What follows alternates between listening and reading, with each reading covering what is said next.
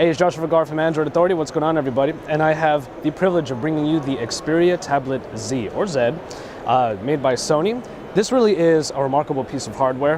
One of the main things you're going to notice when you see this tablet is the size. 10.1-inch screen. However, even though it is a 10-inch tablet, you have one of the lightest, if not the lightest tablet on the market today at 495 grams, and also one of the thinnest, if not the thinnest, at 6.9 millimeters. So we're going to take a look at some of the software inside, but one thing I can tell you is that there are a couple of really big features on here that will please a lot of tablet owners out there. Expandable memory with an SD card slot right over here, and also a 6,000 milliamp hour battery, which will provide you up to 8 hours of straight usage on this tablet. It's a really good feat to have a lot of battery power on a tablet like this that packs a lot of power. Inside you have the Snapdragon S4 Pro processor, which has been able to power some of the best devices on the market, and this is going to be included. On top of that, you have 2 gigabytes of RAM and 16 gigabytes of memory on board.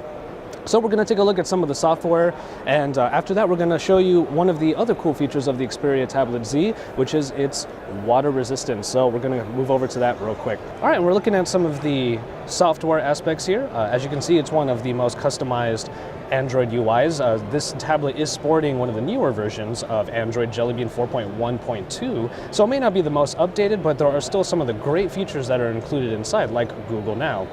As you can see here, obviously we're not really going to use it at the moment, but as you can see, the interface around here, some of the elements are on the bottom, like the notification drop down, rather it's a pop-up because it's coming from the bottom, and then the soft keys over here.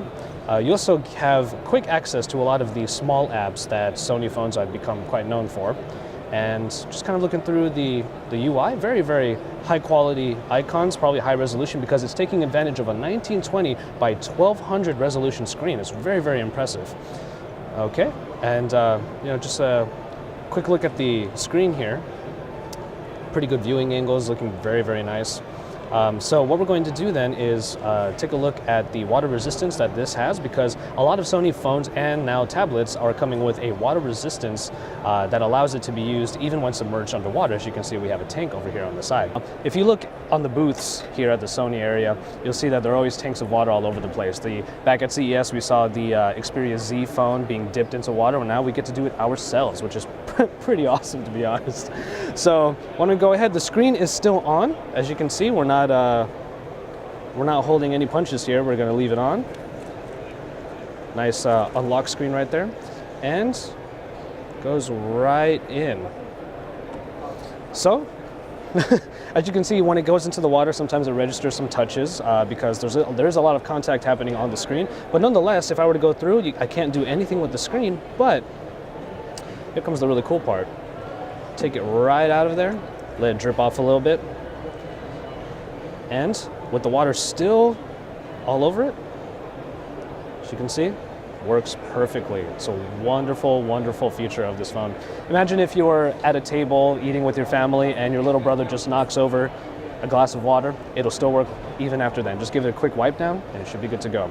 So that, friends, was the Xperia Xperia Tablet Z, or Z, made by Sony. Really very impressive. We're really liking what we're seeing from here, and it's so easy to hold in one hand, really.